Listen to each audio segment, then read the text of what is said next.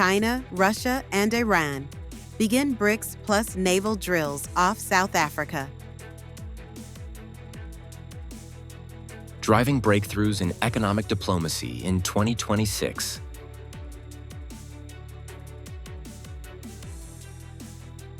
Raising awareness brings results in wildlife protection in Nghệ An. Hello everyone, you are watching today's news on NTV channel. My name is Đăng. Let's get started. China, Russia and Iran have launched joint Brics plus naval exercises near South Africa amid rising tensions between the United States and several countries in the group. Brics Plus is an expanded format of the original Brics group, which includes Brazil, Russia, India, China, and South Africa, and is seen by members as a counterweight to U.S. and Western economic influence. While South Africa regularly holds naval drills with China and Russia, this exercise comes at a time of heightened tensions between the administration of U.S. President Donald Trump and several Brics Plus countries, including China, Iran, South Africa, and Brazil. According to the South African military, the exercise, named Peace Aspiration 2026, aims to strengthen maritime coordination, ensure maritime security, and improve interoperability among the navies involved.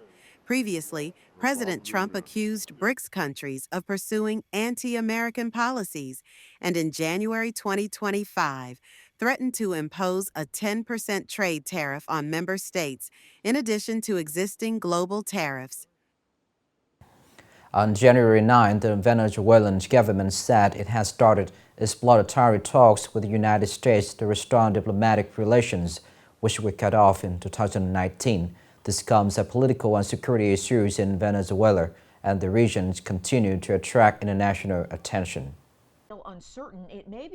Venezuelan Foreign Minister Ivan Gil said the government of acting President Delcy Rodriguez has decided to begin an exploratory diplomatic process with Washington, with the goal of reopening diplomatic missions in both countries. On the same day, a U.S. official said senior American diplomats had arrived in Caracas to assess, in initial stages, the possibility of gradually restoring operations at the U.S. Embassy. Venezuela also announced it would send a delegation to Washington in response. U.S. President Donald Trump said Washington welcomes business opportunities related to Venezuelan oil. He added that the U.S. administration will decide which oil companies are allowed to invest in Venezuela, and said companies would work directly with Washington, not Caracas. On the evening of January 10th, Prime Minister Phạm Minh Chính led an online meeting with ambassadors and heads of Vietnam's overseas missions to review economic diplomacy in 2025 and set tasks for 2026. The year 2025 marked major progress in Vietnam's comprehensive foreign policy. Through 75 foreign activities by key leaders, Vietnam upgraded relations with 17 countries and signed 350 agreements on economic, trade, investment, and science and technology cooperation. These achievements helped place Vietnam among the world's top 15 trading nations, with total import-export turnover exceeding $900 billion. Concluding the conference, Prime Minister Pham Minh Chinh instructed ministries, sectors, localities, agencies, and businesses to prioritize breakthroughs in international cooperation in science and technology, attract major technology corporations, and engage Vietnamese scientists overseas. He also called for stronger promotion of Vietnamese products and brands abroad, closer links with the global business and investor community, and support for the effective operation of international financial centers and free trade zones. Coming up next are some updated news. On the evening of January 10th, the Hai Phong Department of Fisheries, Livestock, and Animal Health said authorities had destroyed more than 170 tons of pork and canned products belonging to Ha Long Canned Food Joint Stock Company after they were found contaminated with African swine fever and salmonella. The destroyed items included more than 132 tons of lean pork stored at the company's cold warehouse. and over 1.2 tons of lean pork seized while being transported to the company. The firm also requested the destruction of more than 1.7 tons of canned products made from infected pork, equivalent to over 13,900 cans. All contaminated meat and canned goods were disposed of by burial in accordance with environmental safety regulations. Related to the case, on January 10th, the Haiphong City Police Investigation Agency issued emergency arrest warrants for Truong Si Toan, General Director of Ha Long Canned Food Joint Stock Company, along with 3 staff members responsible for quality control.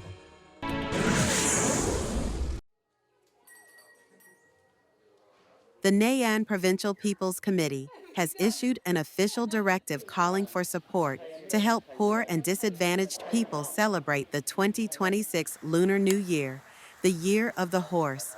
Provincial departments, agencies, mass organizations, and local authorities are tasked with mobilizing officials and workers to support the poor through the program Lamb River Solidarity, Spring of the Year of the Horse 2026.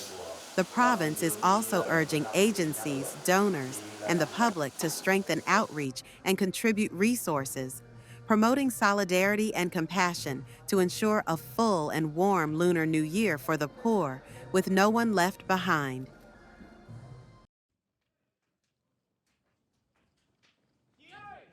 At around 1:55 a.m. today, while on patrol at KM 387Y500 of National Highway 1A, Task Force Number 7 from the Dien Chau Traffic Police Station discovered a house on fire in Tan Tien Quarter, Hoang Mai Ward, Nghệ An Province.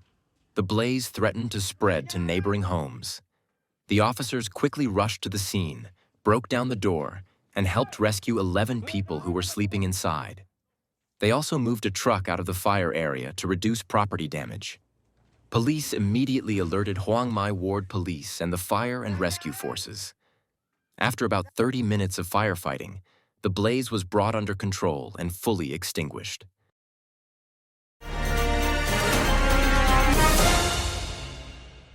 In recent years, wildlife hunting, trading, and consumption in Nghệ An have decreased significantly, while public awareness of wildlife protection has improved.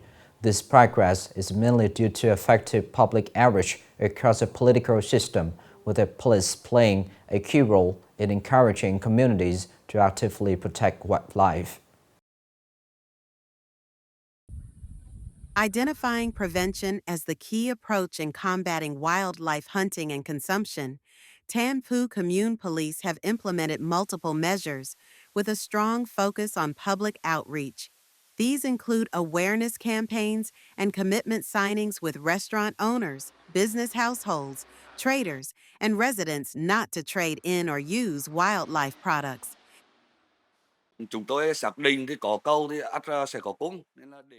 We believe that where there is demand, there is supply. So, alongside strict enforcement, we go directly to markets and restaurants to have them sign commitments not to consume rare and wild animals. To protect biodiversity, alongside strict action against violators, police forces across Nghệ An have stepped up public outreach, legal education, and awareness campaigns on wildlife management and protection. As a result, wildlife hunting, trading, and consumption have declined significantly. Our division has actively advised the Provincial People's Committee to issue directives calling on departments and agencies to promote public awareness, discourage people from hunting or keeping wildlife, and coordinate closely in prevention and enforcement efforts. Protecting biodiversity requires the participation of every citizen. People are urged to say no to hunting and consuming wild birds. Any violations will be handled strictly in accordance with the law. This is the end of the show today. Thank you for watching.